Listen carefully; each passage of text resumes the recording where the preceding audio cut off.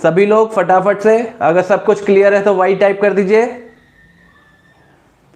और दोस्तों जो जो अभी लाइव है और जिसने अभी तक वीडियो को लाइक नहीं किया है तो लाइक का बटन प्रेस कर दीजिए दोस्तों।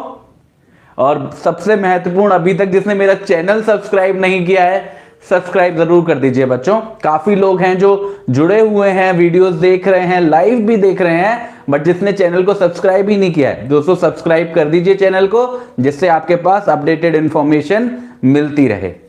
चलिए दोस्तों, अब शुरुआत करते हैं आज के सेशन की। आज का सेशन दोस्तों मैं बता दूं बहुत ही इंटरेस्टिंग होने वाला है, क्योंकि आपको याद होगा कि सीआरपीसी की पिछली क्लास में पिछले हफ्ते हमने बात करी थी जजेस की, जिसमें हमने जाना था कि हमारे इंडिया में जो हमारा जुडिशियल सिस्टम है उसमें क्या उसका स्ट्रक्चर है, कैसे फंक्शन करता है और कैसे कॉपरेशन एंश्योर होता है। आज की जो हमारी क्लास है उसमें हम जजेस के साथ साथ जानने की कोशिश करेंगे कि पब्लिक प्रोसिक्यूटर कौन होता है। कहने का मतलब है हम थोड़ा थोड़ा लॉयर्स की तरफ, वकालत की तरफ भी स्विच हो रहे हैं। इसी के बाद तो हमारी अंडरस्टैंडिंग जो है वो कॉम्प्रिहेंसिव मानी जाएगी दोस्तों, जब हमको दोनों चीजें पता होंगी। तो आज हम समझने की कोशिश करेंगे कि पब्लिक प्रोसिक्यूटर कौन होता है, एडिशनल पब्लिक प्रोसिक्यूटर कौन होता है, असिस्टेंट कौन होता है, और डायरेक्टरेट क्या होती है पब्लिक प्रोसिक्यूशन की। इसी के साथ साथ दोस्तों हम ये भी जानेंगे कि जो हमारी सेशन कोर्ट था, जो हमारे मजिस्ट्रेट थे या हमारे जो मेट्रोपॉलिटन मजिस्ट्रेट थे, उनकी जुरिस्डिक्शन कितनी है, मतलब वो किस किस टाइप के ऑर्डर्स पास कर सकते हैं, क्या उनकी हद है, क्या उनकी सीमा है उनके पावर की। ये दोनों बातों को समझेंगे। अगर मैं आपको सिंपल भाषा में बताऊं तो लगभग सेक्शन 24 से लेके सेक्शन 29 तक आज हम अब इस लेक्चर में कवर करने की कोशिश करेंगे। इसी के साथ साथ दोस्तों एक बहुत महत्वपूर्ण सीआरपीसी का केस है, उसको भी कवर करेंगे। और आखिरी सेगमेंट में आज जो भी हमने सीखा होगा उसको टेस्ट करेंगे 5 क्वेश्चंस की मदद से। आइए दोस्तों, अगर सब कुछ ठीक है तो वाई टाइप कर दो। शुरू करता हूं आज का लेक्चर फटाफट से। अगर आप सभी लोग तैयार हैं, एक्साइटेड हैं, वाई टाइप कर दीजिए बच्चे फटाफट।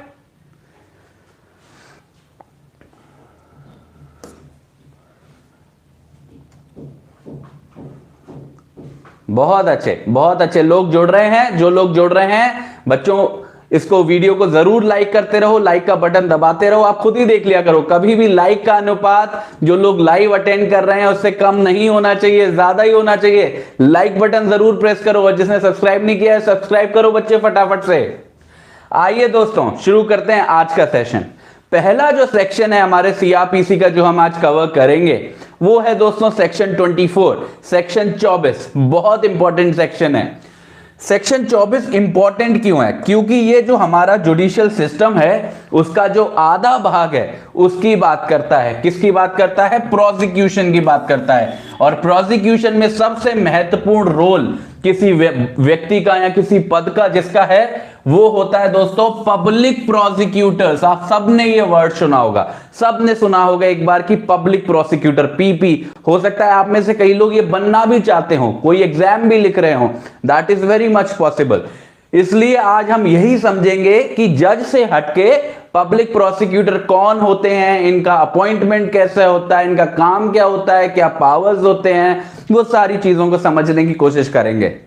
सेक्शन 24 दोस्तों जो पब्लिक प्रोसिक्यूटर की बात करता है, थोड़ा सा बड़ा सेक्शन है, बट मैंने अपनी तरफ से पूरी कोशिश की है कि मैं इसको कम से कम शब्दों में, आसान से आसान भाषा में आपके सामने रख सकूं, जिससे आप नोट्स भी बना सकें और कंटेंट को कंजर्व भी कर सकें अपने माइंड में। ठीक है, तो सबसे पहली बात, जब भी हम पब्लिक प्रोसिक्यूटर की बात करेंगे तो ये समझेंगे कि 2 कैटेगरी के पब्लिक प्रोसिक्यूटर की बात होगी। पहली कैटेगरी जो हाई कोर्ट के लिए हैं और दूसरी कैटेगरी जो डिस्ट्रिक्ट लेवल पे रहेंगे। तो ये बात को समझते हुए समझते हैं पहले हाई कोर्ट की पोजीशन क्या है। जब भी दोस्तों पब्लिक प्रोसिक्यूटर की बात होगी जिसका अपॉइंटमेंट हाई कोर्ट के लिए किया जाना है, हाई कोर्ट मतलब उच्च न्यायालय, कोई भी हाई कोर्ट हो सकता है, उसके लिए किया जाना है, तो इसमें किस किस का रोल आएगा? सेंट्रल गवर्नमेंट का भी रोल आएगा और स्टेट गवर्नमेंट का भी रोल आएगा। बहुत ध्यान से सुनते रहना, जो मैं पॉइंट बताता हूं ना, पॉइंट को नोट करते रहा करो। ठीक है, पहली बात, पब्लिक प्रोसिक्यूटर अगर हम हाई कोर्ट के लिए उसकी बात कर रहे हैं तो उसमें दोनों का रोल है, सेंटर गवर्नमेंट का और स्टेट गवर्नमेंट का, और दोनों में से कोई भी गवर्नमेंट दोस्तों अपने आप में केपेबल नहीं है, अपने आप में सक्षम नहीं है पब्लिक प्रोसिक्यूटर को अपॉइंट करने के लिए। उसको क्या करना पड़ता है, कंसल्ट करना पड़ता है। किसके साथ, हाई कोर्ट के ही साथ, मतलब जिसके लिए अपॉइंटमेंट की जा रही है उसी के साथ आपको कंसल्ट करना पड़ेगा। यहां पे चीफ जस्टिस का भी व्यू रखा जाएगा, और हो सकता है कि जो सीनियर मोस्ट जजेस हैं उनको भी अपनी बात रखने का मौका मिले। तो हमको क्या याद रखना है, हाई कोर्ट के रिलेशन में पब्लिक प्रोसिक्यूटर के लिए सेंट्रल गवर्नमेंट और स्टेट गवर्नमेंट दोनों ही इनिशिएटिव ले सकती हैं, पर उन्हें हमेशा हाई कोर्ट के कंसल्टेशन की जरूरत पड़ेगी, जरूरी है। ठीक है, उसके बिना बात बनेगी नहीं। ठीक है, अब दो पद होते हैं, पब्लिक प्रोसिक्यूटर तो बोल दिया हमने, इसके अंदर दो पद होते हैं, एक होता है पब्लिक प्रोसिक्यूटर, एक होता है असिस्टेंट पब्लिक प्रोसिक्यूटर या एडिशनल पब्लिक प्रोसिक्यूटर। ये दो शब्द आएंगे बार बार, एक आएगा एडिशनल पब्लिक प्रोसिक्यूटर, एक आएगा असिस्टेंट पब्लिक प्रोसिक्यूटर।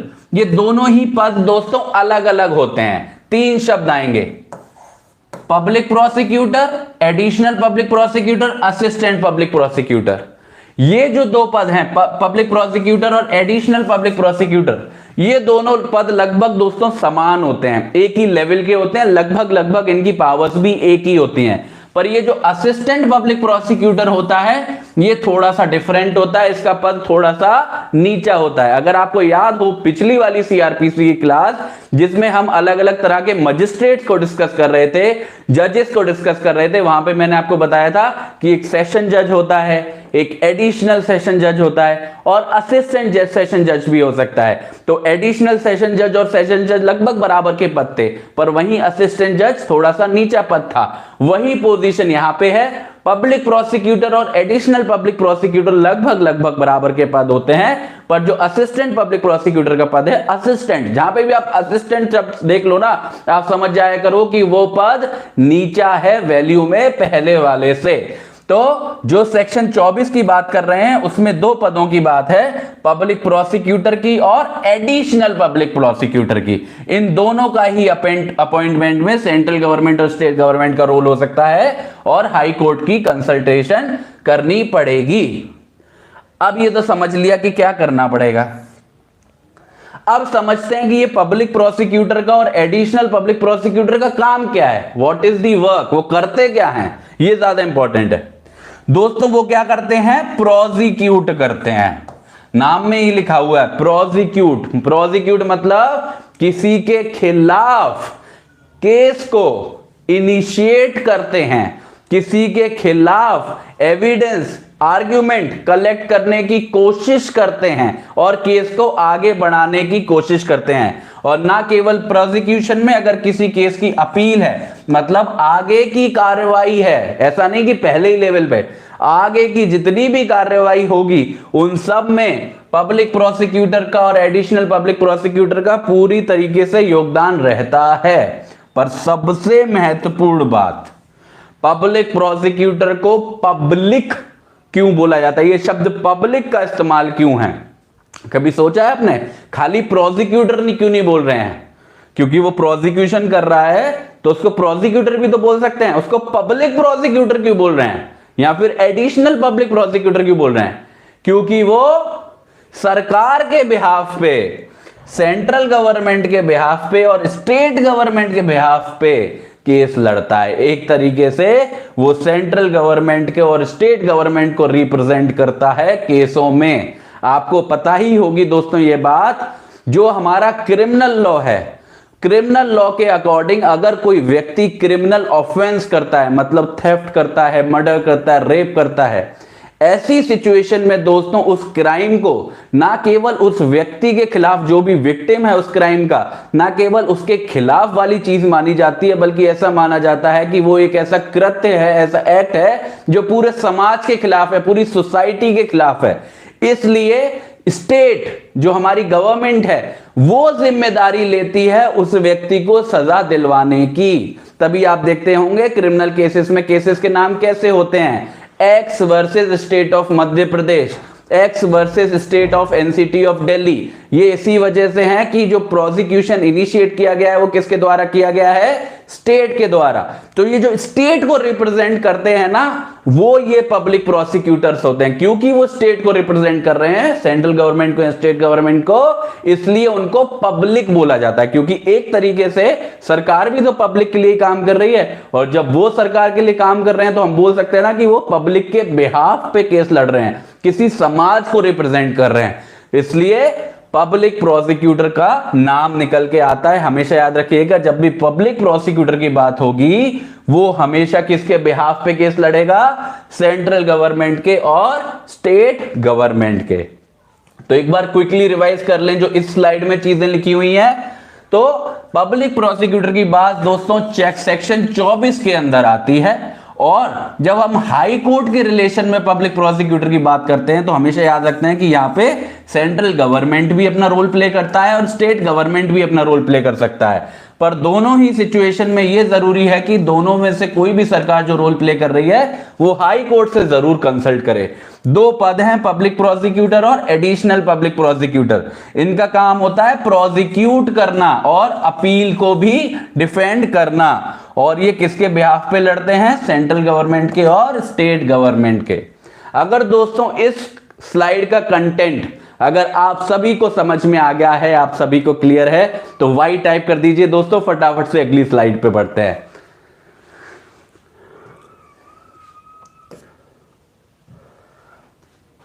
इस स्लाइड में दोस्तों हम समझेंगे डिस्ट्रिक्ट लेवल पे क्या होता है। पिछली स्लाइड में हमने किसके रिलेशन में समझा था पब्लिक प्रोसिक्यूटर को, हाई कोर्ट के कंटेक्स्ट में। आप किसके कंटेक्स्ट में समझ रहे हैं, डिस्ट्रिक्ट के कंटेक्स्ट में।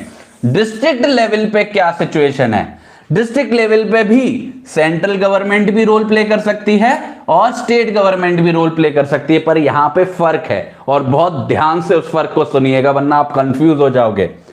जो स्टेट गवर्नमेंट है उसकी दोस्तों ये जिम्मेदारी है, शैल लिखा हुआ है, मतलब स्टेट गवर्नमेंट की तो ये जिम्मेदारी है, वो बाध्य है कि उसको डिस्ट्रिक्ट लेवल के लिए पब्लिक प्रोसिक्यूटर और एडिशनल पब्लिक प्रोसिक्यूटर की अपॉइंटमेंट करनी ही पड़ेगी। ये उसकी क्या हो जाती है, जिम्मेदारी। किसकी, स्टेट गवर्नमेंट की, राज्य सरकार की।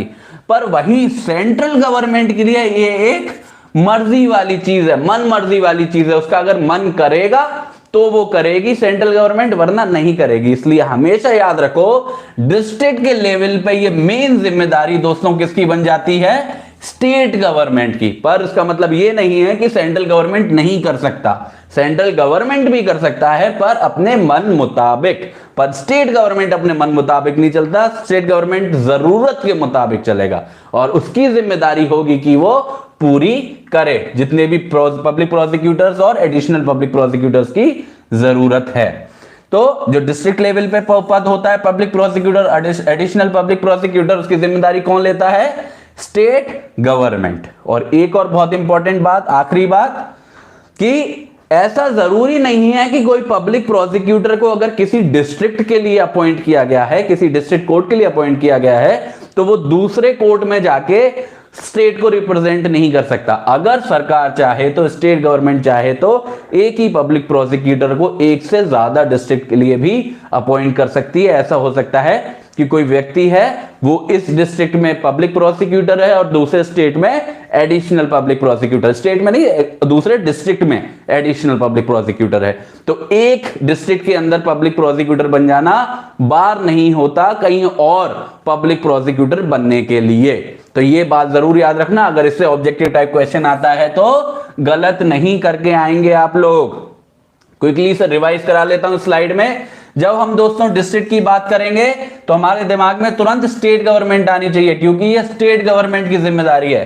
पर वहीं अगर सेंट्रल गवर्नमेंट चाहे तो कर सकती है, और एक ही पब्लिक प्रोसिक्यूटर या एडिशनल पब्लिक प्रोसिक्यूटर एक डिस्ट्रिक्ट में ज्यादा में काम कर सकता है। अगर दोस्तों ये स्लाइड का कंटेंट आप सभी को क्लियर है तो वाई टाइप कर दीजिए।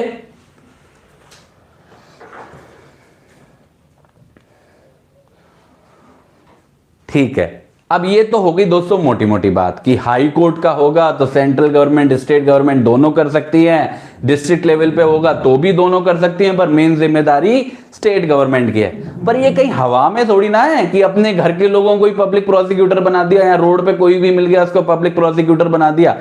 कोई तो प्रक्रिया होगी, कोई तो सिस्टम होगा। अब वो सिस्टम क्या है, पब्लिक प्रोसिक्यूटर कैसे चुने जाते हैं, कौन पब्लिक प्रोसिक्यूटर बनेगा, एडिशनल पब्लिक प्रोसिक्यूटर बनेगा, ये कैसे और कौन डिसाइड करता है, इस बात को समझते हैं इस स्लाइड के अंदर।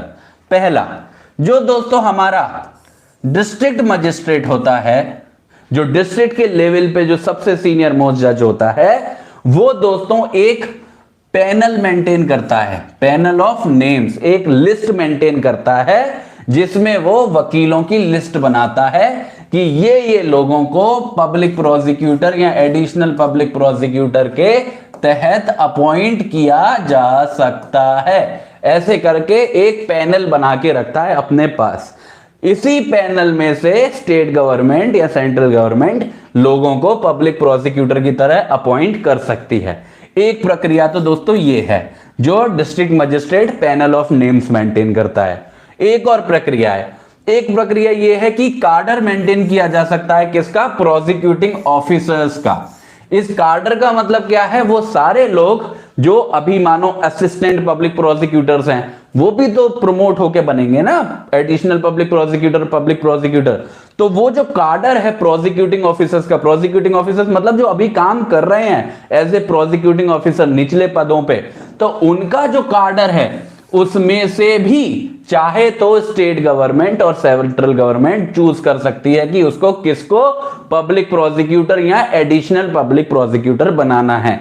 तो दो सोर्सेस हैं दोस्तों जिससे पब्लिक प्रोसिक्यूटर्स को चुना जा सकता है। एक तो डिस्ट्रिक्ट मजिस्ट्रेट के द्वारा मेंटेन किया हुआ पैनल ऑफ नेम्स, और दूसरा जो कार्डर है प्रोसिक्यूटिंग ऑफिसर्स का, जो पहले से सरकार के लिए काम कर रहे हैं निचले पदों पे एज प्रोसिक्यूटिंग ऑफिसर्स। ठीक है, और वहीं मैंने आपको ये बात पिछली स्लाइड में बता दी, जो स्टेट गवर्नमेंट है वो बाउंड है कि उसको यहीं से इनाम उठाना पड़ेगा। ठीक है, और किसी व्यक्ति को इस लिस्ट में आने के लिए क्या क्या रिक्वायरमेंट पूरी करनी पड़ती है।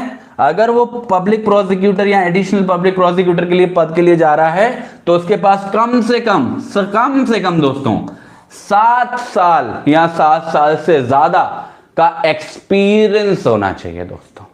ठीक है, एक्सपीरियंस होना बहुत जरूरी है, 7 इयर्स और मोर का। अगर किसी व्यक्ति के पास 7 साल का एक्सपीरियंस नहीं है, लिटिगेशन एक्सपीरियंस नहीं है, एक्सपीरियंस कौन सा, लिटिगेशन एक्सपीरियंस, कोर्ट के सामने अपीयर होने का एक्सपीरियंस, अगर किसी व्यक्ति के पास 7 साल का एक्सपीरियंस नहीं है तो वो इन लिस्ट में आ नहीं सकता और पब्लिक प्रोसिक्यूटर या एडिशनल पब्लिक प्रोसिक्यूटर नहीं बन पाएगा।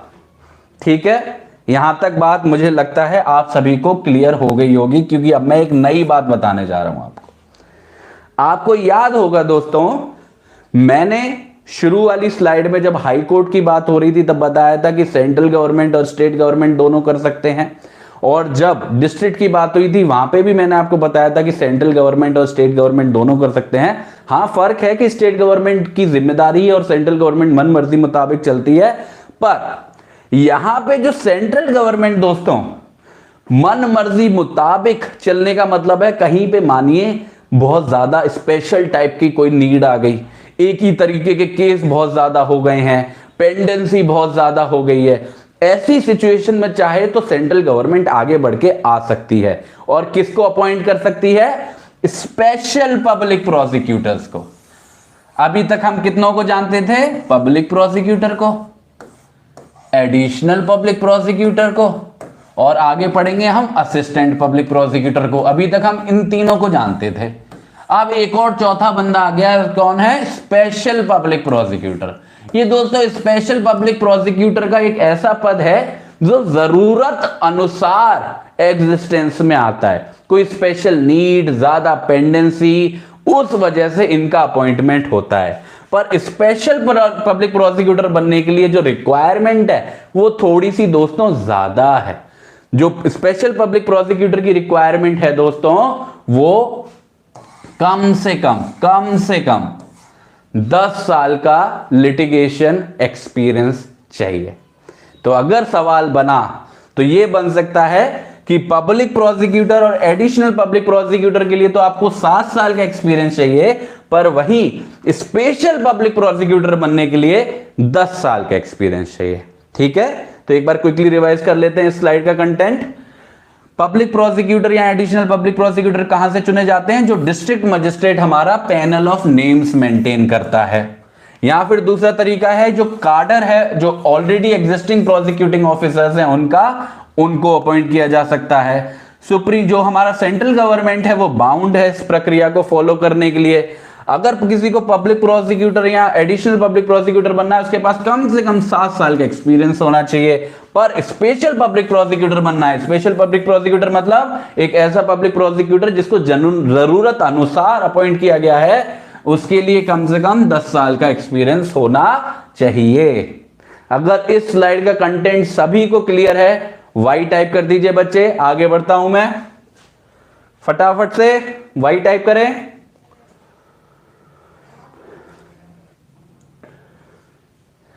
एक मैं बहुत महत्वपूर्ण चीज बता दूं आपको, यहीं पे हो सकता है आप में से काफी लोगों को यह बात पता ना हो और हो सकता है आपने पढ़ी हो पर समझ ना पाए हो।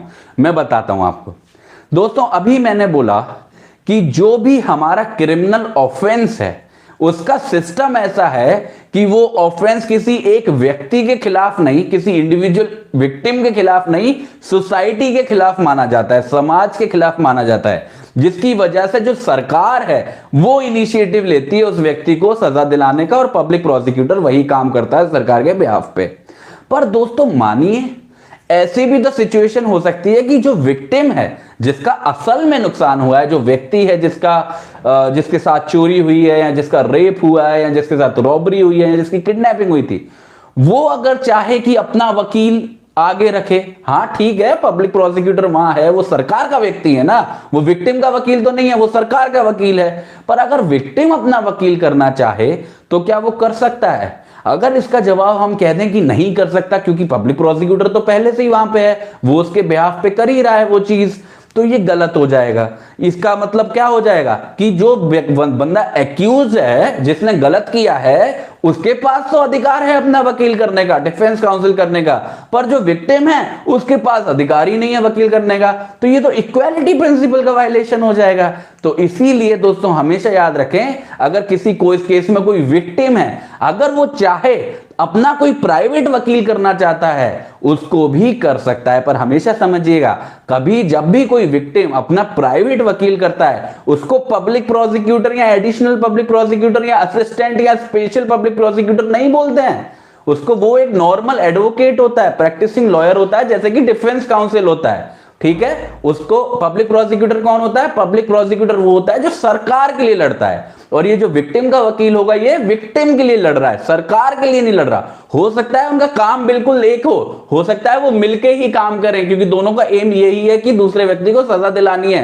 पर फिर भी विक्टिम के वकील को कभी पब्लिक प्रोसिक्यूटर मत बोलना बच्चे, विक्टिम का वकील बस वकील है, पब्लिक प्रोसिक्यूटर कौन है? जो सरकार के बिहाफ पे लड़ रहा है। ठीक है, तो विक्टिम के पास भी दोस्तों चॉइस होती है कि वो अपनी पसंद का वकील कर सकते हैं। ये बात समझ में आ जानी चाहिए आपको। और एक और बहुत महत्वपूर्ण बात, अभी पिछली स्लाइड में मैंने आपको बताई, अगर किसी को पब्लिक प्रोसिक्यूटर बनना है, एडिशनल पब्लिक प्रोसिक्यूटर बनना है, तो कम से कम 7 साल का एक्सपीरियंस चाहिए। वहीं पे स्पेशल पब्लिक प्रोसिक्यूटर बनना है तो 10 साल का एक्सपीरियंस चाहिए। और मैंने आपको बताया था यहाँ पे एक्सपीरियंस का मतलब है लिटिगेशन एक्सपीरियंस। ये दोस्तों एक्सपीरियंस 2 तरीके से आ सकता है। एक तरीका तो सीधा तरीका है कि कोई व्यक्ति वकील है और नॉर्मल वकील, प्राइवेट वकील की तरह काम कर रहा था, 7 साल उसने काम सीखा, फिर वो पब्लिक प्रोसिक्यूटर बन गया, या 10 साल उसने काम सीखा, स्पेशल पब्लिक प्रोसिक्यूटर बन गया। पर दोस्तों जो लोग शुरू से ही प्रोसिक्यूटिंग ऑफिसर्स ही हैं, निचले लेवल के प्रोसिक्यूटिंग ऑफिसर्स हैं, तो उनका जो एक्सपीरियंस है क्या वो काउंट नहीं होगा? वो भी काउंट होगा। इसलिए जो लोग पीपी के तौर पे काम कर रहे हैं पहले से, जो एपीपी के तौर पे काम कर रहे हैं, मतलब एडिशनल पब्लिक प्रोसिक्यूटर या फिर असिस्टेंट पब्लिक प्रोसिक्यूटर, इन सब का एक्सपीरियंस काउंट होता है उस एक्सपीरियंस में जिसकी बात हमने करी। कैसे मैं बताऊं? पब्लिक प्रोसिक्यूटर या एडिशनल पब्लिक प्रोसिक्यूटर बनने के लिए कितना एक्सपीरियंस चाहिए? 7 साल। है ना, 7 ईयर्स का एक्सपीरियंस चाहिए। मानिए कोई व्यक्ति 7 साल का उसे एक्सपीरियंस हो गया था इंडिपेंडेंट लिटिगेशन से, अब वो पब्लिक प्रोसिक्यूटर या एडिशनल पब्लिक प्रोसिक्यूटर बन गया। अब उसने 3 साल पब्लिक प्रोसिक्यूटर और एडिशनल पब्लिक प्रोसिक्यूटर की तरह काम किया। अब ये 3 साल उसने जो पब्लिक प्रोसिक्यूटर और एडिशनल पब्लिक प्रोसिक्यूटर की तरह काम किया, ये एक्सपीरियंस भी काउंट होगा। अगर मानिए ओपनिंग आई है किसकी, स्पेशल पब्लिक प्रोसिक्यूटर की, जिसमें 10 साल की डिमांड है, तो यहां पे 7 साल का इसका पहले का एक्सपीरियंस और 3 साल का एक्सपीरियंस जो उसका पीपी या एपीपी के तौर पे हुआ, वो दोनों काउंट होंगे और ये स्पेशल पब्लिक प्रोसिक्यूटर बनने के लिए बिल्कुल तैयार है। कहने का मतलब ये है, प्रैक्टिस का मतलब यही नहीं है कि जो इंडिपेंडेंट लिटिगेशन कर रहे हैं, जो लोग पब्लिक प्रोसिक्यूटर्स हैं, असिस्टेंट पब्लिक प्रोसिक्यूटर्स हैं, एडिशनल पब्लिक प्रोसिक्यूटर्स हैं, उनको भी ये मान के चलते हैं कि वो भी प्रैक्टिस ही कर रहे हैं और उनका जो काउंट है, पीरियड है, वो काउंट होता है किसी भी अपॉइंटमेंट के लिए, जैसे कि स्पेशल पब्लिक प्रोसिक्यूटर। अगर दोस्तों इस स्लाइड का कंटेंट आपको क्लियर है तो वाई टाइप कर दो फटाफट से। फटाफट से वाई टाइप करें बच्चे अगर समझ में आ गई ये दोनों बातें। बहुत अच्छे, शाबाश। अब बढ़ते हैं अगले सेक्शन पे, सेक्शन 25। सेक्शन 24 में हमने किस किस के बारे में बात करी, public prosecutor, additional public prosecutor, दोनों लेवल पे, हाई कोर्ट के लेवल पे भी और डिस्ट्रिक्ट के लेवल पे।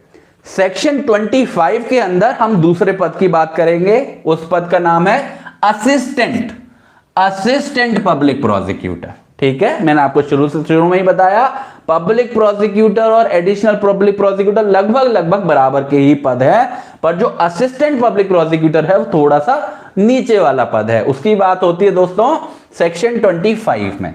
इसमें क्या है, जब असिस्टेंट पब्लिक प्रोसिक्यूटर की बात होगी दोस्तों, बहुत ध्यान से सुनना, जब भी दोस्तों असिस्टेंट पब्लिक प्रोसिक्यूटर की बात होगी, वहां पे सेंट्रल गवर्नमेंट की बात बहुत कम आएगी। वहां पे बात किसकी आएगी, स्टेट गवर्नमेंट की। जब असिस्टेंट पब्लिक प्रोसिक्यूटर्स पे बात आती है ना, तो स्टेट गवर्नमेंट पूरा कंट्रोल ले लेता है। पूरी तरीके से दोस्तों स्टेट गवर्नमेंट की ही जिम्मेदारी होती है, पहली बात।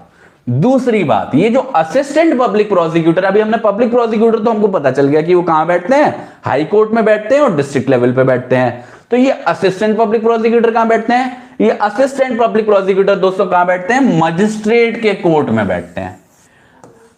मजिस्ट्रेट के कोर्ट में बैठते हैं। मजिस्ट्रेट कौन कौन से होते हैं, याद करो, magistrate of first class, magistrate of second class, याद है ना, chief judicial magistrate, chief metropolitan magistrate, metropolitan magistrate, ये जितने भी टाइप के मजिस्ट्रेट हैं, इन सब के कोर्ट में कौन बैठता है, असिस्टेंट पब्लिक प्रोसिक्यूटर। इनको कौन अपॉइंट करता है, स्टेट गवर्नमेंट। ठीक है, ये बात समझ गए। फिर से मैंने क्या बोला, जब साधारण असिस्टेंट पब्लिक प्रोसिक्यूटर की बात होगी तो स्टेट गवर्नमेंट, पर जब भी ये स्पेशल शब्द लिखा जाएगा, स्पेशल, तो जब भी स्पेशल असिस्टेंट पब्लिक प्रोसिक्यूटर की बात होगी, वो सेंट्रल गवर्नमेंट ही अपॉइंट करेगी, क्योंकि सेंट्रल गवर्नमेंट अपने मन मुताबिक चलती है, जरूरत अनुसार चलती है। और ऐसे ही जो स्पेशल असिस्टेंट पब्लिक प्रोसिक्यूटर होते हैं, उनका अपॉइंटमेंट भी जरूरत अनुसार ही किया जाता है। इसलिए जो सेंट्रल गवर्नमेंट है उसका रोल कहां पे आता है, जब हम स्पेशल असिस्टेंट पब्लिक प्रोसिक्यूटर की बात करते हैं। तो अगर मैं बताऊं आपको, मजिस्ट्रेट के कोर्ट के लेवल पे 2 तरीके के असिस्टेंट पब्लिक प्रोसिक्यूटर होते हैं। एक होते हैं साधारण असिस्टेंट पब्लिक प्रोसिक्यूटर और एक होते हैं स्पेशल असिस्टेंट पब्लिक प्रोसिक्यूटर्स। यहां इसमें किसका रोल है, स्टेट गवर्नमेंट का, इसमें किसका रोल है, सेंट्रल गवर्नमेंट का। ठीक है, अगर इतनी बात सभी को समझ में आ गई है तो फटाफट से वाई टाइप करो। अगर इतनी बात आ गई है, जहां तक लाइन खिंची हुई है, फटाफट। बहुत अच्छे। अब आ जाओ नीचे वाले हिस्से पे। एक मैं आपको रूल बना दूं, कभी भी दोस्तों कोई भी पुलिस ऑफिसर, कोई भी पुलिस का व्यक्ति दोस्तों पब्लिक प्रोसिक्यूटर या असिस्टेंट पब्लिक प्रोसिक्यूटर या स्पेशल असिस्टेंट पब्लिक प्रोसिक्यूटर नहीं बन सकता है। ठीक है, तो कभी भी ध्यान रखना, पुलिस ऑफिसर्स जो हैं वो कभी भी असिस्टेंट पब्लिक प्रोसिक्यूटर नहीं बनेंगे। पहले इस बात को याद रखो, मैं आगे बताऊंगा, अभी कहानी खत्म नहीं हुई, इतनी कहानी याद रखो। अब बढ़ते हैं आगे। मानिए दोस्तों, ऐसी सिचुएशन अराइज होती है, कभी कहीं पे हो सकती है कि कोई भी असिस्टेंट पब्लिक प्रोसिक्यूटर अवेलेबल ही नहीं है। मानिए नई अपॉइंटमेंट नहीं हुई, जो है वो बीमार है या डेथ हो गई है किसी भी वजह से, for what ever reason vacancy arise हो गई है किसकी, असिस्टेंट पब्लिक प्रोसिक्यूटर की। अब काम तो होना है ना, तो जो डिस्ट्रिक्ट मजिस्ट्रेट है हमारा, जो डिस्ट्रिक्ट के लेवल पे हेड होता है, उसके डिस्ट्रिक्ट में क्या हो रहा है ये उसकी जिम्मेदारी है देखना। वो देखता है हर चीज की, मेरे डिस्ट्रिक्ट में कब क्या कमी है क्या नहीं है। हाँ, स्टेट गवर्नमेंट है ऊपर ऊपर, पर इमीडिएट जरूरत की पूरी हमेशा कौन करेगा, हमारा डिस्ट्रिक्ट मजिस्ट्रेट। अगर कभी ऐसा हो जाता है कि असिस्टेंट पब्लिक प्रोसिक्यूटर की किसी मजिस्ट्रेट के कोर्ट में कमी आ जाती है, तो जो हमारा डिस्ट्रिक्ट मजिस्ट्रेट है, जो हमारे डिस्ट्रिक्ट लेवल का राजा है, वो अपॉइंट कर सकता है किसी भी व्यक्ति को जिसके पास लीगल एक्सपीरियंस है असिस्टेंट पब्लिक प्रोसिक्यूटर के तौर पे। इमरजेंट पोजीशन है दोस्तों कि काम तो करना ही है, अगर कोई नहीं है तो किसी ना किसी को तो लाना पड़ेगा। तो डिस्ट्रिक्ट मजिस्ट्रेट को ये इमरजेंट पावर दी गई है कि वो अपॉइंट कर सकता है। और इसका ये जो पावर है डिस्ट्रिक्ट मजिस्ट्रेट की किसी को असिस्टेंट पब्लिक प्रोसिक्यूटर अपॉइंट करने की, ये इतनी ब्रॉड है कि ये चाहे तो, बहुत ध्यान से सुनना, अगर ये चाहे तो पुलिस ऑफिसर तक को, अभी मैंने बोला था कि पुलिस ऑफिसर नहीं बन सकते असिस्टेंट पब्लिक प्रोसिक्यूटर, पर अगर डिस्ट्रिक्ट मजिस्ट्रेट चाहे तो पुलिस ऑफिसर को भी असिस्टेंट पब्लिक प्रोसिक्यूटर के तौर पे अपॉइंट कर सकता है। पर डिस्ट्रिक्ट मजिस्ट्रेट को बस एक बात याद रखनी पड़ेगी कि जिस भी पुलिस ऑफिसर को, अगर किसी पुलिस ऑफिसर को वो असिस्टेंट पब्लिक प्रोसिक्यूटर की तरह पे अपॉइंट कर रहा है, तो वो ऐसा पुलिस ऑफिसर ना हो जो उस केस में इन्वेस्टिगेशन कर रहा हो जिस केस के रिगार्डिंग उसको असिस्टेंट पब्लिक प्रोसिक्यूटर माना गया है। और साथ ही साथ ये भी ध्यान देगा कि उसकी जो रैंक है वो कम से कम इंस्पेक्टर या उससे ऊपर की हो। कभी भी कांस्टेबल या हेड कांस्टेबल दोस्तों असिस्टेंट पब्लिक प्रोसिक्यूटर अपॉइंट नहीं किए जा सकते डिस्ट्रिक्ट मजिस्ट्रेट के द्वारा। ठीक है, एक बार क्विकली रिवाइज कर देता हूं ये नीचे वाला भाग। पहला डिक्लेरेशन है कि कभी भी सामान्यतः नॉर्मल सिचुएशन में पुलिस ऑफिसर्स को असिस्टेंट पब्लिक प्रोसिक्यूटर नहीं बनाया जा सकता। दूसरी बात, अगर मानिए असिस्टेंट पब्लिक प्रोसिक्यूटर की कमी हो जाती है तो डिस्ट्रिक्ट मजिस्ट्रेट को पावर दी गई है कि वो अपॉइंट कर सकता है असिस्टेंट पब्लिक प्रोसिक्यूटर्स को। और उसकी पावर यहां तक है कि वो चाहे तो पुलिस ऑफिसर तक को भी अपॉइंट कर सकता है एज असिस्टेंट पब्लिक प्रोसिक्यूटर, पर वो ऐसा पुलिस वाला ना हो जो उस केस में इन्वेस्टिगेशन कर रहा हो, मतलब उस केस का आईओ हो, इन्वेस्टिगेटिंग ऑफिसर हो, या कम से कम उसकी जो रैंक है वो इंस्पेक्टर या उससे ऊपर की होनी चाहिए। ठीक है दोस्तों, तो एक बार जो असिस्टेंट पब्लिक प्रोसिक्यूटर की जो पोजीशन है एक बार क्विकली रिवाइज कर देता हूं, फिर आप बताना आपको समझ में आया कि नहीं आया। असिस्टेंट पब्लिक प्रोसिक्यूटर की बात दोस्तों सेक्शन 25 के अंदर होती है।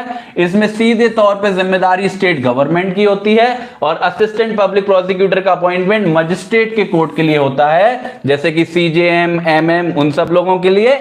और एक और पद होता है जिसको हम स्पेशल असिस्टेंट पब्लिक प्रोसिक्यूटर बोलते हैं। ये जो स्पेशल जब भी शब्द देखें आप समझ जाएं कि उसका अपॉइंटमेंट सेंट्रल गवर्नमेंट के द्वारा होगा। और एक यूनिवर्सल रूल है कि कभी भी police officers assistant public prosecutor नहीं बन सकते, पर अगर कभी असिस्टेंट पब्लिक प्रोसिक्यूटर की कमी हो जाती है तो डिस्ट्रिक्ट मजिस्ट्रेट को यह पावर दी गई है कि वो चाहें तो असिस्टेंट पब्लिक प्रोसिक्यूटर्स अपॉइंट कर सकते हैं। और उनकी पावर यहां तक है कि वो पुलिस ऑफिसर्स तक को अपॉइंट कर सकते हैं, पर वो ऐसा पुलिस ऑफिसर ना हो जो उस केस में इन्वेस्टिगेशन कर रहा हो, मतलब इन्वेस्टिगेटिंग ऑफिसर हो, और उसकी रैंक कम से कम इंस्पेक्टर की होनी चाहिए। अगर दोस्तों सेक्शन 25 आप सभी को बिल्कुल पूर्णतः समझ आ गया है तो वाई टाइप कर दो, मैं आगे बढ़ता हूं।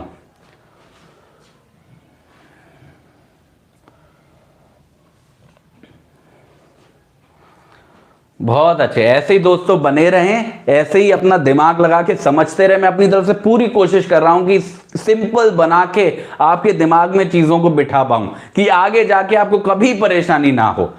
तो मेरे साथ ऐसे ही बने रहो। और दोस्तों अभी तक जिसने वीडियो लाइक नहीं किया है, वीडियो को फटाफट से लाइक करो, अभी भी लाइक कम है व्यूअरशिप से दोस्तों, और चैनल को सब्सक्राइब करते रहो दोस्तों। अब बढ़ते हैं अगले सेक्शन पे। अगला सेक्शन जो है उसका नाम है दोस्तों सेक्शन 25A। सेक्शन 25 किसका था? असिस्टेंट पब्लिक प्रोसिक्यूटर का। मैं आपको याद करा देता हूं। 24 में किसकी बात है? पब्लिक प्रोसिक्यूटर और एडिशनल पब्लिक प्रोसिक्यूटर की। 25 में किसकी बात है? असिस्टेंट पब्लिक प्रोसिक्यूटर की। और 25A में, 26 में नहीं, 25A में किसकी बात है? डायरेक्टोरेट ऑफ प्रोसिक्यूशन की। Directorate of prosecution. यहां पे किसी पद या किसी व्यक्ति की बात नहीं हो रही, यहां पे एक इंस्टीट्यूशन की बात हो रही है। किसकी? डायरेक्टोरेट ऑफ प्रोसिक्यूशन की। अब समझते हैं कि क्या होता है ये जो डायरेक्टोरेट ऑफ प्रोसिक्यूशन है। इसमें सीधा सीधा रोल किसका है? स्टेट गवर्नमेंट का। ध्यान रखिएगा, सेंट्रल गवर्नमेंट का नहीं। डायरेक्टोरेट ऑफ प्रोसिक्यूशन में किसका हाथ होता है? स्टेट गवर्नमेंट का। अब इसमें कौन होता है, किसको बोलते हैं हम डायरेक्टोरेट ऑफ प्रोसिक्यूशन? दोस्तों इसमें मेनली दो लोग होते हैं।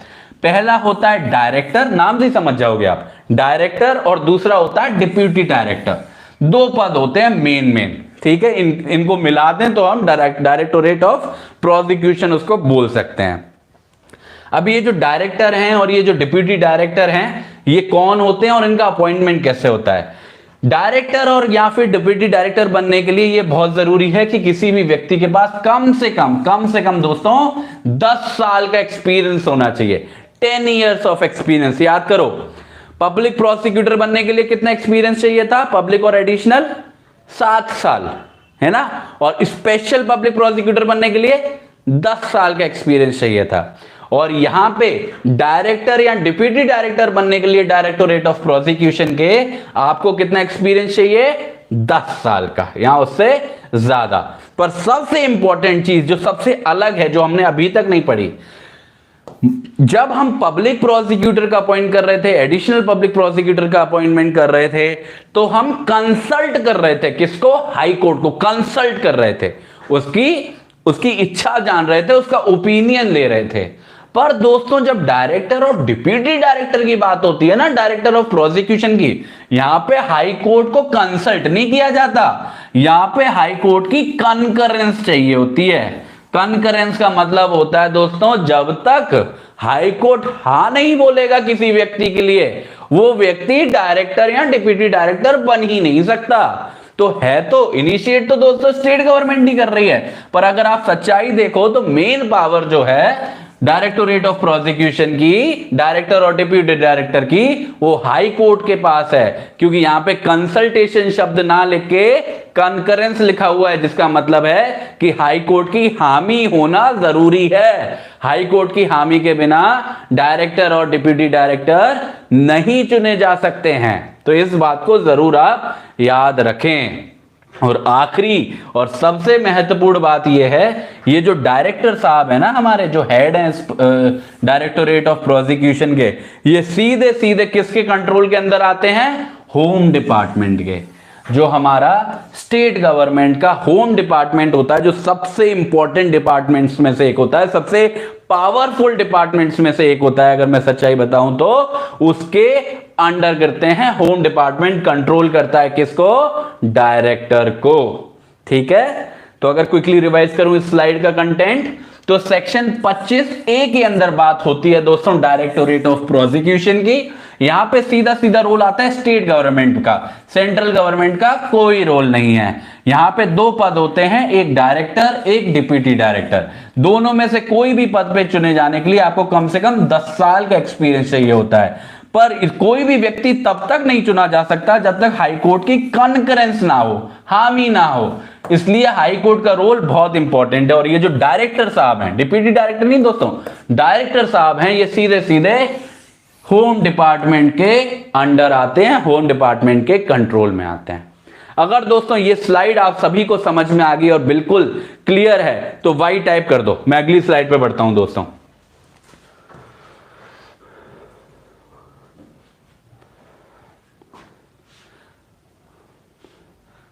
अब हमने ये सारी बात समझ ली।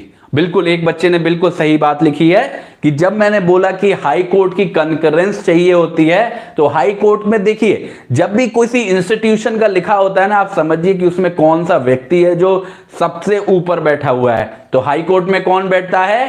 Chief justice. तो हाई कोर्ट का जो चीफ जस्टिस है उसकी कंसेंट होना बहुत बहुत ज्यादा जरूरी है किसी व्यक्ति को डायरेक्टर और डिप्यूटी डायरेक्टर चुने जाने के लिए।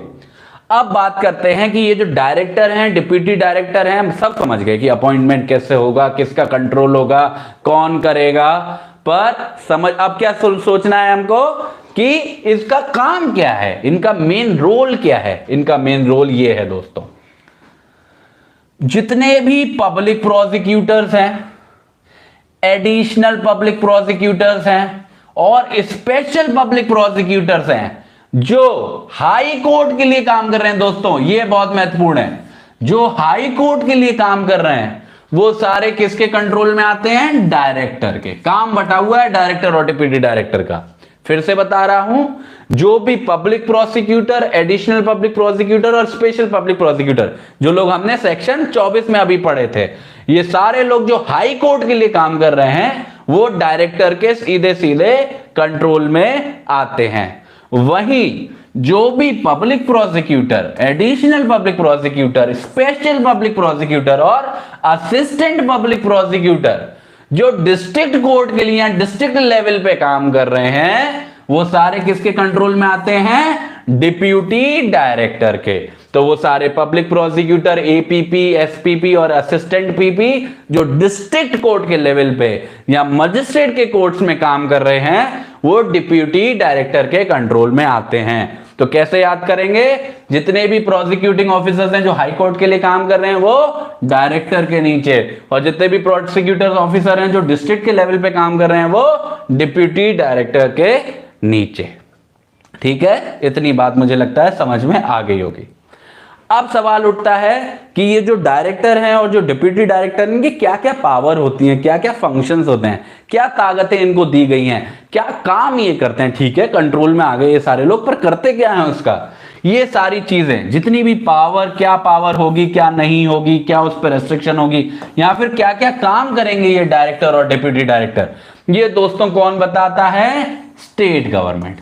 ये दोस्तों स्टेट गवर्नमेंट की जिम्मेदारी है कि ये डायरेक्टर और डिप्यूटी डायरेक्टर की पावर और फंक्शंस को स्पेसिफाई करना, उनको कम भी कर सकती है, ज्यादा भी कर सकती है।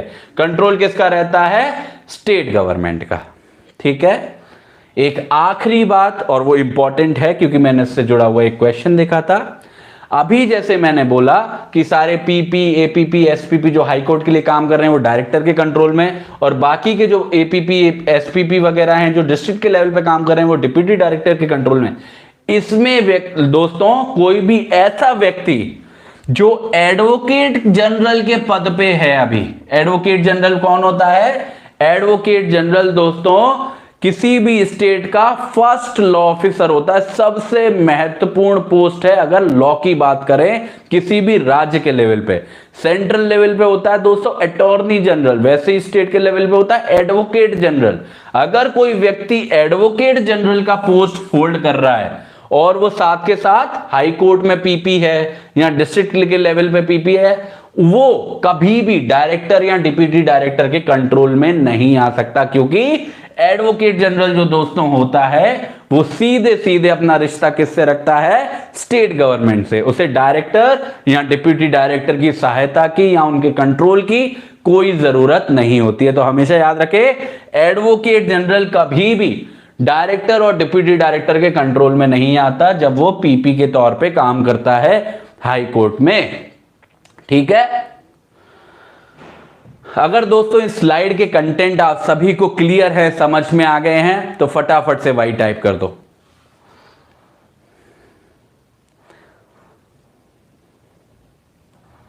फटाफट से वाई टाइप करें बच्चे। बहुत अच्छे, बहुत अच्छे, हम बिल्कुल सही स्पीड पे चल रहे हैं। तो हमने डायरेक्टोरेट ऑफ प्रोसिक्यूशन कवर कर लिया है, 25A के अंदर दिया गया था जो। अब बढ़ते हैं अगले सेक्शन पे, अब आते हैं सेक्शन 26 पे। अब जैसे मैंने बताया आज के लेक्चर के शुरुआत में हम दो चीजें समझने वाले थे। पहला पब्लिक प्रोसिक्यूटर्स के बारे में जानने वाले थे, वकालत के बारे में जानने वाले थे, और दूसरा जो जजेस हैं उनकी क्या क्या सेंटेंस पास करने की पावर्स है उनको समझने वाले थे। तो हमारे लेक्चर का जो पहला भाग था जिसमें हम पब्लिक प्रोसिक्यूशन को समझने की कोशिश कर रहे थे, वो भाग दोस्तों यहां पे खत्म होता है सेक्शन 25A के साथ। एक क्विक रिवीजन करूं तो सेक्शन 24 में हमने समझा था कि पब्लिक प्रोसिक्यूटर और additional public prosecutor high court वाले और डिस्ट्रिक्ट लेवल वाले कौन होते हैं, उनका अपॉइंटमेंट कैसे होता है। सेक्शन 25 के अंदर हमने असिस्टेंट पब्लिक प्रोसिक्यूटर्स की बात करी कि वो मजिस्ट्रेट कोर्ट्स में काम करते हैं, और 25A के अंदर हमने directorate of prosecution, directors, deputy directors, उनकी पावर्स, फंक्शंस, अपॉइंटमेंट, वो सारी चीजें पढ़ी। अब दोस्तों सेक्शन 26 जो कि हमारे इस लेक्चर का दूसरे सेगमेंट का पार्ट है, उसमें हम बात करेंगे कि कोर्ट्स, जो कोर्ट्स हमने पिछले लेक्चर में डिस्कस करे थे, एक बार क्विक रिवीजन करो। स्टेट के लेवल पे कौन कौन से कोर्ट होते हैं, याद करो जल्दी से फटाफट। सेशन जज, फिर कौन आता है, एडिशनल सेशन जज, chief judicial magistrate, chief metropolitan magistrate, judicial magistrate first class, judicial magistrate second class, metropolitan magistrate. याद है ना कि भूल गए सब लोग? ये सारी चीजें हमने पिछले लेक्चर में डिटेल में डिस्कस करी थी। अब उन्हीं कोर्ट्स को जिसको हमने डिस्कस किया था, उन्हीं कोर्ट्स को जानने की कोशिश कर रहे हैं कि वो किस किस प्रकार के ऑफेंसेस को डील कर सकते हैं, मतलब किस किस प्रकार के क्राइम का केस वो ले सकते हैं, डिसाइड कर सकते हैं। तो इसका आधार किस तरीके से रखा जाएगा समझिएगा। आधार यह है, अगर कोई क्राइम किया जाता है जो इंडियन पीनल कोड के अंदर लिखा हुआ है, अगर कोई एक ऐसा ऑफेंस है जो इंडियन पीनल कोड के अंदर डिफाइन किया गया है, तो उसके ऊपर पूर्ण तरीका से जुरिस्डिक्शन किसकी बनती है, हाई कोर्ट की। सारे ऑफेंसेस में A to Z जितने भी आईपीसी के अंदर क्राइम बताए गए हैं, उन सब के ऊपर जुरिस्डिक्शन किसकी बनती है, हाई कोर्ट की। उसी तरीके से सेशन कोर्ट की भी पूरी जुरिस्डिक्शन है किसके ऊपर, आईपीसी के अंदर प्रोवाइडेड ऑफेंसेस के ऊपर। ठीक है, और अगर आपको पता लगाना है कि कौन सा ऑफेंस के लिए कौन सा कोर्ट जाना चाहिए या कौन सा ऑफेंस का केस किस कोर्ट में जाएगा पहले लेवल पे, उसके लिए जो फर्स्ट शेड्यूल है हमारे सीआरपीसी का, मैंने आपको इस फर्स्ट शेड्यूल की इंपॉर्टेंस बताई थी सीआरपीसी पहली क्लास में। आपको कभी भी जानना है कि कौन सा ऑफेंस कॉग्निजेबल है, नॉन कॉग्निजेबल है, बेलेबल है, नॉन बेलेबल है, इसी तरीके से कि कौन से कोर्ट में उसका ट्रायल होगा, तो आपको फर्स्ट शेड्यूल देखना है। फर्स्ट शेड्यूल के हिसाब से वो कोर्ट में जाती रहेगी, पर मोटी मोटी बात यह है कि आईपीसी के सारे ऑफेंसेस के ऊपर हाई कोर्ट का और सेशन कोर्ट का पूरी तरीके से जुरिस्डिक्शन बनता है, उसमें तो कोई डाउट है ही नहीं। ठीक है, आखिरी बात, जितने भी दोस्तों सेक्सुअल ऑफेंसेस हैं हमारे आईपीसी के अंदर, ठीक है, रेप हो गया, छेड़खानी हो गया, जो वो सारी चीजें हैं, वो सारे सेक्सुअल ऑफेंसेस प्रेफरेबली दोस्तों वुमेन कोर्ट में जाते हैं, महिला कोर्ट में जाते हैं, एक ऐसे कोर्ट में जाते हैं जिसकी जो प्रिसाइडिंग ऑफिसर है वो एक लेडी होती है। तो इस बात को हमको याद रखना है, क्योंकि इससे हमारा एक ऑब्जेक्टिव टाइप क्वेश्चन बन सकता है। सेक्सुअल ऑफेंसेस हमेशा एक वुमेन कोर्ट में जाना चाहिए। ठीक है, तो हमने क्या क्या सीखा सेक्शन 26 से। सेक्शन 26 बहुत सिंपल है।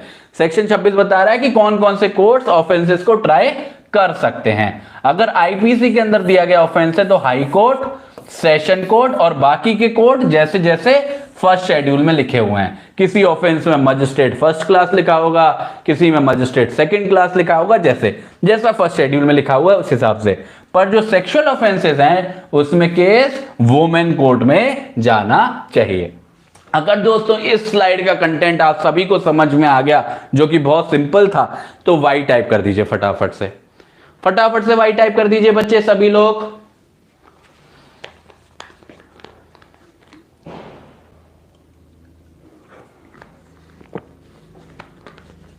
बहुत अच्छे, बहुत बढ़िया, आप पेस पे चल रहे हो। मुझे बहुत खुशी हो रही है कि आपको चीजें समझ में आ रही हैं, जो हमारी मेहनत है वो व्यर्थ नहीं जा रही है।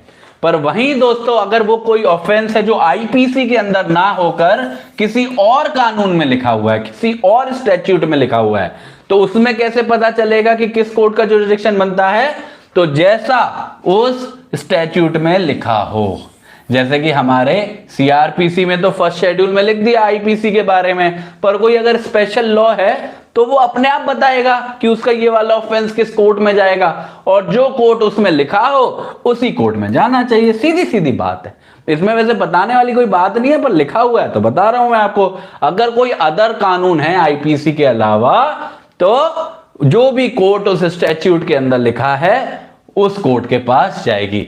और क्योंकि जो हाई कोर्ट है वो हमारे अपने राज्य का राजा होता है, जुडिशियल प्रोसेस का राजा होता है, कोई भी चीज उस राज्य में जुडिशरी से रिलेटेड उसके बिना, उसके कंट्रोल के बिना हो ही नहीं सकती है। तो हाई कोर्ट का तो दोस्तों हमेशा कंट्रोल बना रहेगा, चाहे आईपीसी हो चाहे कोई और लॉ हो।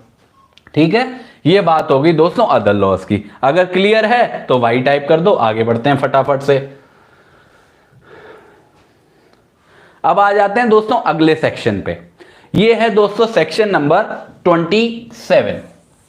सेक्शन 27 बहुत इंटरेस्टिंग है, बहुत ध्यान से सुनना, सिंपल है, कुछ बहुत ज्यादा आपको कॉम्प्लिकेशन नहीं आएगी। सेक्शन 27 ऐसी सिचुएशन के बारे में बताता है कि मानिए कोई ऑफेंस हुआ है, कोई क्राइम हुआ है, उसमें जुवेनाइल इन्वॉल्व है, जुवेनाइल इन्वॉल्व है। ठीक है, पहले समझते हैं इस सेक्शन 27 के हिसाब से जुवेनाइल का मतलब क्या। जुवेनाइल का मतलब 16 साल, पर जो हमारा जेजे एक्ट है उसमें जो बदलाव हुए उसके बाद से हम लेके चलेंगे 18 साल, पहली बात। ठीक है, तो जब भी किसी केस में कोई ऐसा व्यक्ति जो 18 से कम है उस पे हमारा सेक्शन 27 अप्लाई होगा। ठीक है, और सेक्शन 27 एक बात कहता है कि जब भी कोई जुवेनाइल इन्वॉल्व होगा तो judicial magistrate of first class नहीं, judicial magistrate of second class नहीं, उस केस को कौन देखेगा? चीफ जुडिशियल मजिस्ट्रेट, एक बड़े, एक सीनियर व्यक्ति के पास भेजा जा रहा है। ठीक है, कौन देखेगा? Chief judicial magistrate. या फिर जो हमारा एक चिल्ड्रंस एक्ट है दोस्तों 1960 का, बहुत कॉम्प्रिहेंसिव स्टैट्यूट है, चिल्ड्रंस एक्ट 1960। ये बताता है हर सिचुएशन के बारे में जब भी किसी केस में कोई जुवेनाइल इन्वॉल्व होता है। अगर कोई वो ऐसा क्राइम है जिसके बारे में चिल्ड्रंस एक्ट के अंदर व्यवस्था करी गई है और कोई स्पेशल कोर्ट बनाया गया है, तो सीजेएम के पास ना जाके वो केस किसके पास जाएगा? उस स्पेशल कोर्ट के पास जाएगा। अभी हमारे कौन सा है, कोई बता सकता है? स्पेशल कोर्ट में कौन आएगा? अगर अभी कोई जुवेनाइल क्राइम कर दे तो कौन से कोर्ट के पास जाएगा? बताओ फटाफट से, किसके पास भेजा जाएगा चिल्ड्रंस एक्ट 1960 के अकॉर्डिंग? आंसर करो, जल्दी आंसर करो मुझे।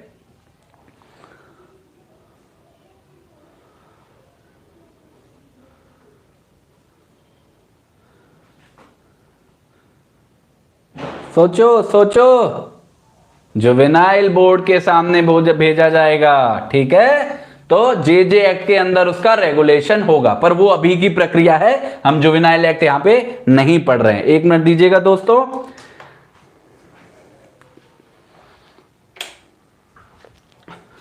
तो सेक्शन जो हमारा ये हमारा जो सेक्शन 27 है, ये बहुत ही सीधे तौर पे एक बात कहता है कि जब भी कोई जुवेनाइल इन्वॉल्व है किसी भी केस में, तो कोशिश करेंगे कि वो जो केस है पहले लेवल पे चीफ जुडिशियल मजिस्ट्रेट के पास जाए। पर अगर जो हमारा चिल्ड्रंस एक्ट है 1960 का, उसमें कोई व्यवस्था करी गई है ऐसे जुवेनाइल के लिए, तो उस स्पेशल कोर्ट में जाना चाहिए। वो स्पेशल कोर्ट आज के समय के हिसाब से हमारा जुवेनाइल जस्टिस बोर्ड बनता है, पर उससे हम अभी कंसर्न नहीं है, क्योंकि हम अभी क्या पढ़ रहे हैं दोस्तों?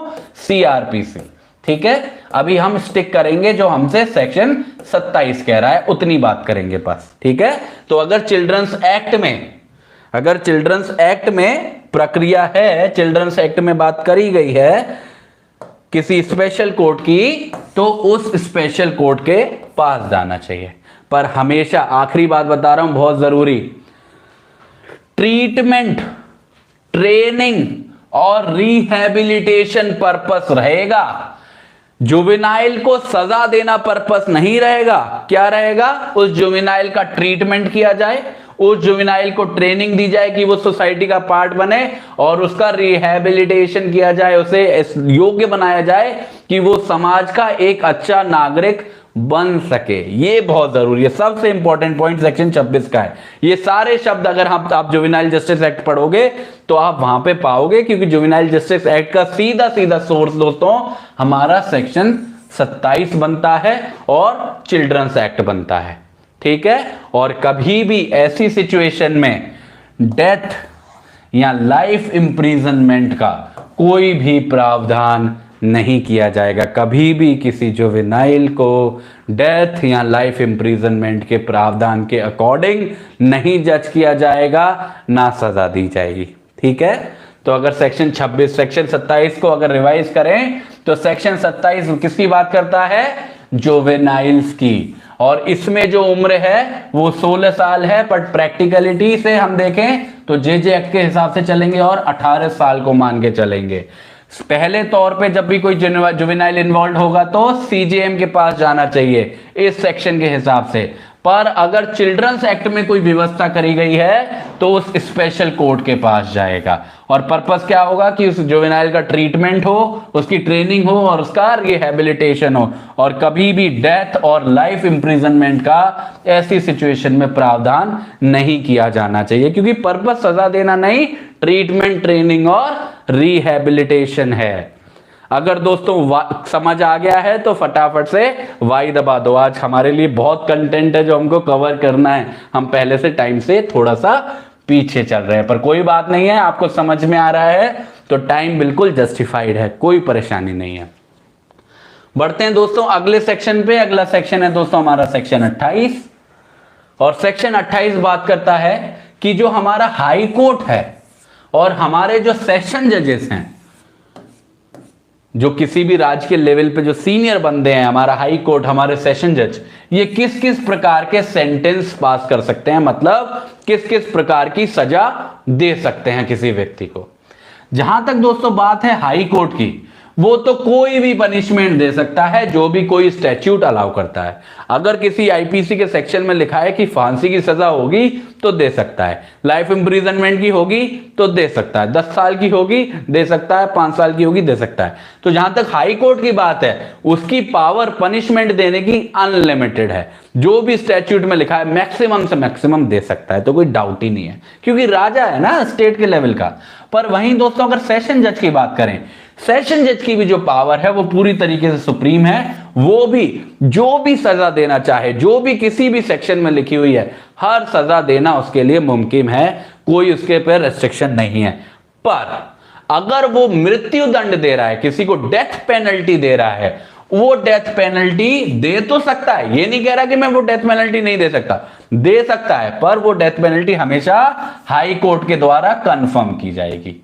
ठीक है, तो हाई कोर्ट यहां पे बड़े भाई जैसा रोल अपना रहा है, कह रहा है कि तुम दे दो सजा, कोई बात नहीं है, मैं देख लूंगा, अगर मुझे ठीक लगेगा तो मैं उसको कंफर्म कर दूंगा। तो दोबारा क्विकली रिवाइज करूं, जहां तक हाई कोर्ट की बात है तो कंप्लीट अनहिंडर्ड पावर है, कोई भी पनिशमेंट दे सकता है इंक्लूडिंग डेथ पेनल्टी। सेशन जज में भी अनहिंडर्ड पावर है, कोई भी सजा दे सकता है इंक्लूडिंग डेथ पेनल्टी। बस इतनी सी बात है कि डेथ पेनल्टी देता है तो वो कंफर्म करेगा कौन? High court. ठीक है, पर दोस्तों असिस्टेंट सेशन जज जो होता है, फिर से याद रखना, एडिशनल सेशन जज और असिस्टेंट सेशन जज दो अलग पद हैं। सेशन जज और एडिशनल सेशन जज लगभग बराबर पावर के होते हैं, तो एडिशनल सेशन जज की वही पावर है जो सेशन जज की है। पर जब हम असिस्टेंट सेशन जज की बात करते हैं, असिस्टेंट सेशन जज जो है हमारा, वो कोई भी सजा दे सकता है, पर मृत्यु दंड नहीं दे सकता, लाइफ इंप्रिजनमेंट नहीं दे सकता, या फिर 10 साल से ज्यादा की सजा नहीं दे सकता। अगर सिंपल भाषा में बताऊं तो असिस्टेंट सेशन जज जो है वो किसी भी व्यक्ति को मैक्सिमम से मैक्सिमम 10 साल तक की सजा दे सकता है, 10 साल 1 महीना भी नहीं दे सकता। ठीक है, तो बहुत बड़ा फर्क होता है एक सेशन जज और एडिशनल सेशन जज की पावर में और एक असिस्टेंट सेशन जज की पावर में। जहां एक तरफ सेशन जज और एडिशनल सेशन जज डेथ पेनल्टी तक दे सकते हैं, वहीं असिस्टेंट जज सेशन जज 10 साल से ज्यादा की सजा तक नहीं दे सकता है। क्विकली रिवाइज करेंगे, हाई कोर्ट अनलिमिटेड, सेशन जज unlimited but death penalty confirm होगी, और असिस्टेंट सेशन जज मैक्सिमम 10 इयर्स, ज्यादा से ज्यादा 10 साल। क्लियर है? वाई दबा दो फटाफट। क्लियर है बात? तो वाई दबा दो फटाफट। और आखिरी सेक्शन दोस्तों हमारे इस क्लास का, सेक्शन 29, जो बात करता है सजा देने की पावर किसकी। आखिरी सेक्शन है दोस्तों, खत्म कर देंगे इसके बाद। आखिरी सेक्शन है सेक्शन 29। यह बात करता है कि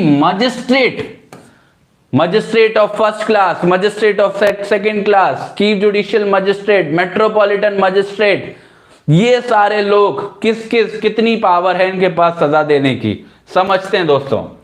जो चीफ जुडिशियल मजिस्ट्रेट होता है और चीफ मेट्रोपॉलिटन मजिस्ट्रेट होता है, याद करो एक ही पद है, लगभग बराबरी के पद हैं। जो मेट्रोपॉलिटन एरिया है वहां पे क्या बोलते हैं? चीफ मेट्रोपॉलिटन मजिस्ट्रेट, और जो नॉर्मल एरिया उनको क्या बोलते हैं? Chief judicial magistrate. तो ये जो सीजेएम और सीएमएम है, ये दोस्तों डेथ पेनल्टी नहीं दे सकते, लाइफ इंप्रिजनमेंट भी नहीं दे सकते, और ऐसी कोई सजा नहीं दे सकते जिसमें 7 साल से ज्यादा का प्रावधान हो। तो सीधी सी बात है, मैक्सिमम पनिशमेंट जो सीजेएम और सीएमएम दे सकते हैं वो कितना है?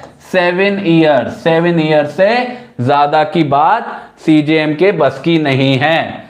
पर वहीं हम मजिस्ट्रेट फर्स्ट क्लास की बात करें या फिर मेट्रोपॉलिटन मजिस्ट्रेट की बात करें, ये दोनों पद भी बराबर होते हैं। मेट्रोपॉलिटन एरिया में मेट्रोपॉलिटन मजिस्ट्रेट बोल देते हैं और नॉर्मल एरिया में मजिस्ट्रेट फर्स्ट क्लास। इनकी पावर कब तक है? ये दोस्तों 3 साल तक की सजा दे सकते हैं। मैक्सिमम कितनी? 3 साल तक की। 3 से 3 साल 1 महीना भी नहीं, और साथ के साथ लगभग 10,000 तक का फाइन लगा सकते हैं। तो मजिस्ट्रेट फर्स्ट क्लास की कितनी पावर है? 3 साल तक का इंप्रिजनमेंट और 10,000 तक का फाइन। और वहीं जो मजिस्ट्रेट सेकंड क्लास है दोस्तों, मजिस्ट्रेट सेकंड क्लास कौन सी पोस्ट है? जो मजिस्ट्रेट फर्स्ट क्लास के नीचे होता है, पर मेट्रोपॉलिटन एरिया में ऐसा कोई पद होता नहीं है। इसलिए जो मजिस्ट्रेट सेकंड क्लास है, इसकी पावर 1 साल तक की सजा देने की है। मैक्सिमम इंप्रिजनमेंट कितना दे सकता है? बहुत छोटा सा, कितना? 1 साल तक का। और फाइन कितना लगा सकता है? केवल 5,000 तक का। ठीक है, एक बार क्विक रिवाइज कर रहा हूं, याद कर लेना। सेक्शन 29 बात करता है किसकी? मजिस्ट्रेट के सेंटेंसिंग पावर की, और कहता है कि सीजीएम और सीएमएम 7 साल तक की सजा दे सकते हैं। मजिस्ट्रेट फर्स्ट और मेट्रोपॉलिटन मजिस्ट्रेट 3 साल तक की सजा दे सकते हैं। मजिस्ट्रेट सेकंड 1 साल तक की सजा दे सकता है। मजिस्ट्रेट फर्स्ट और एमएम 10,000 तक का फाइन लगा सकते हैं, और मजिस्ट्रेट सेकंड 5,000 तक का फाइन लगा सकते हैं। अगर दोस्तों सेक्शन 29 समझ में भी आ गया और याद भी हो गया है तो प्लीज वाई टाइप कर दो फटाफट से। आज दोस्तों समय नहीं है हमारे पास केस देखने के लिए, तो केस को हम कल देखेंगे। आज हम ये टेस्ट योर लर्निंग वाला सेगमेंट कर लेते हैं, जिसमें आज जो हमने सीखा है उसको टेस्ट कर लेते हैं कि हमको वो चीज समझ में आई है कि नहीं, और फटाफट से करेंगे। बिल्कुल अपना दिमाग खोल लो और क्वेश्चन को बहुत ध्यान से पढ़िएगा। आइए दोस्तों बढ़ते हैं हम अपने पहले सवाल की तरफ। बिल्कुल एक्साइटेड हो जाओ, 5 में से 5 स्कोर करने हैं सब लोगों को।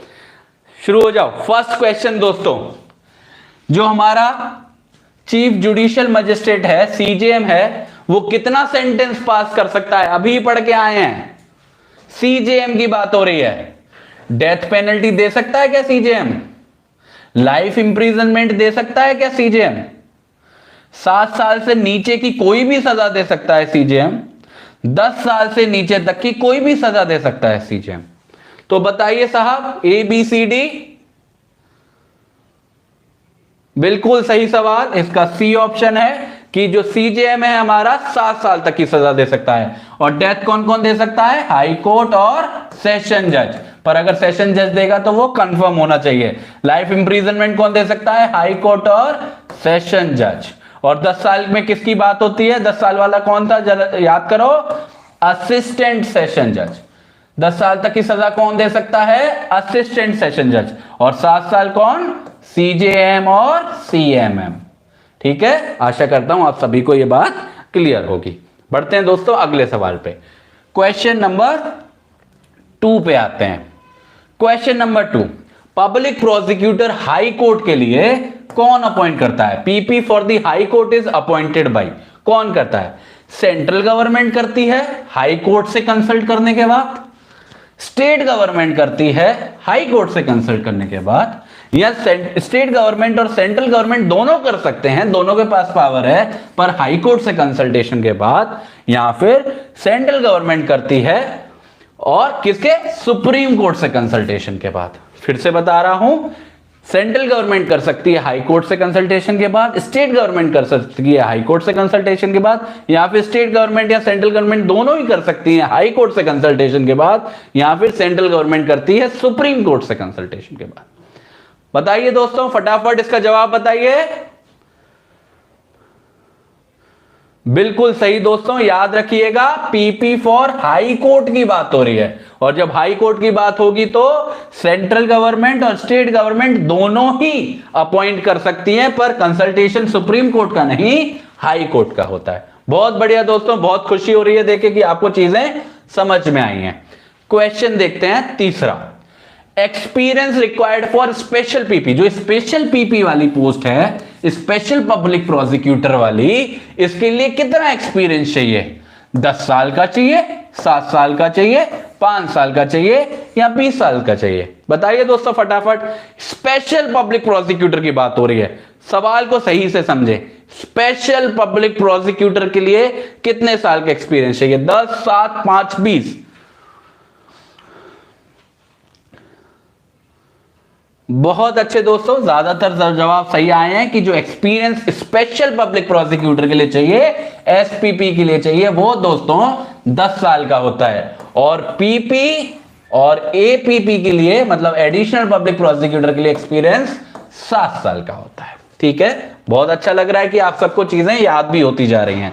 देखते हैं चौथा क्वेश्चन, कौन ऐसा व्यक्ति है जो पुलिस ऑफिसर को भी असिस्टेंट पब्लिक प्रोसिक्यूटर के तौर पे चुन सकता है? Who can appoint police officers as assistant public prosecutors? ऐसी पावर किसके पास है और किसी के पास है भी या नहीं है? पहला है कि हां ऐसी पावर है, पर ये सेंट्रल गवर्नमेंट के पास है कि सेंट्रल गवर्नमेंट चाहे तो पुलिस ऑफिसर्स को भी असिस्टेंट पब्लिक प्रोसिक्यूटर के तौर पे चुन सकती है। दूसरा जवाब है कि हां ऐसी पावर तो है, पर ये पावर स्टेट गवर्नमेंट के पास है कि स्टेट गवर्नमेंट चाहे तो पुलिस ऑफिसर को भी असिस्टेंट पब्लिक प्रोसिक्यूटर के तौर पे चुन सकती है। तीसरा, हां ऐसी पावर तो है, पर ये पावर केवल डिस्ट्रिक्ट मजिस्ट्रेट के पास है कि डिस्ट्रिक्ट मजिस्ट्रेट चाहे तो पुलिस ऑफिसर्स को भी असिस्टेंट पब्लिक प्रोसिक्यूटर के तौर पर चुन सकता है। और चौथा है कि नहीं, ये पावर है ही नहीं किसी के पास। बताइए दोस्तों फटाफट। बिल्कुल सही, ज्यादातर जवाब सही आ रहे हैं कि हां बस डिस्ट्रिक्ट मजिस्ट्रेट एक ऐसा व्यक्ति है जो पुलिस ऑफिसर तक को असिस्टेंट पब्लिक प्रोसिक्यूटर के तौर पे चुन सकता है। पर उसे ध्यान रखना पड़ेगा कि वो पुलिस ऑफिसर कभी भी उस केस का इन्वेस्टिगेटिंग ऑफिसर नहीं होना चाहिए, आईओ नहीं होना चाहिए, और उसका पद कम से कम इंस्पेक्टर या उससे ऊंचा होना चाहिए। ठीक है, तो ये क्वेश्चन 4 क्लियर है, बहुत अच्छा है। और आखिरी सवाल देखते हैं दोस्तों, क्वेश्चन नंबर 5, जो हमारा मेट्रोपॉलिटन मजिस्ट्रेट है, बहुत ध्यान से देखो इस सवाल को, जो हमारा एमएम है वो कितना ऑर्डर पास कर सकता है, कितना मैक्सिमम पनिशमेंट? 3 साल तक का, 5 साल तक का, 7 साल तक का, 10 साल तक का? एमएम बिल्कुल सही, बिल्कुल सही, बहुत अच्छा लग रहा है। एमएम जो है वो किसके बराबर का पद है? किसके बराबर का पद है दोस्तों, जल्दी से बताओ? जुडिशियल मजिस्ट्रेट फर्स्ट के बराबर का पद है, और इनकी जो मैक्सिमम पावर है वो 3 इयर्स तक की है। और वहीं जो जुडिशियल मजिस्ट्रेट सेकंड है उसकी पावर कब तक की है? 1 साल तक की है। और वहीं जो सीजीएम है और जो सीएमएम है, जो हमारा पहला क्वेश्चन था, उसकी पावर 7 साल तक की है। और वहीं जो हमारे सेशन जज, जो हमारा असिस्टेंट सेशन जज है, उसकी पावर 10 साल तक की है। और वहीं जो हमारा सेशन जज है और हाई कोर्ट है, उसकी पावर अनलिमिटेड है। खत्म। ठीक है, कुछ बच्चे केस डिस्कस करने की रिक्वेस्ट कर रहे हैं, पर बच्चे टाइम आउट हो रहा है, मुझे और भी थोड़े कमिटमेंट्स हैं और मैं पक्का जो मैं केस तैयार करके लाया हूं कल डिस्कस करूंगा आपके साथ। आप चिंता मत करिए, आप वंचित नहीं रहेंगे, आपको पूरी सिस्टमैटिक एजुकेशन दी जाएगी। तो दोस्तों बहुत अच्छा लगा आप लोगों के साथ, बहुत बहुत शुक्रिया आप सभी का बनने के लिए। कल भी हमारी दोस्तों सीआरपीसी क्लास है, क्योंकि कल थर्सडे है। मैं एक बार टाइम टेबल फिर से रिपीट कर देता हूं दोस्तों। मंडे ट्यूसडे एविडेंस लॉ होता है, वेडनेसडे थर्सडे दोस्तों सीआरपीसी होता है, और फ्राइडे सैटरडे आईपीसी होता है। क्लास की टाइमिंग दोस्तों रोज 7 बजे से लगभग 8:30 बजे तक रहती है। और दोस्तों आखिरी में आप सभी से कहना चाहूंगा दोस्तों, अपनी तरफ से पूरी कोशिश करें इन क्लासेस के बारे में इंफॉर्मेशन शेयर करने की, अपने ग्रुप्स में अपने फ्रेंड्स में ज्यादा से ज्यादा फैलाएं। और जाते जाते दोस्तों अभी तक अगर जिसने भी ये वीडियो को लाइक नहीं किया है तो लाइक का बटन जरूर प्रेस करें। मोटिवेशन को हमेशा दोस्तों 100% पे बनाए रखें, जिससे हमारा ये जो सफर है लंबे से लंबा चले। Thank you so much, I will meet you too, bye bye.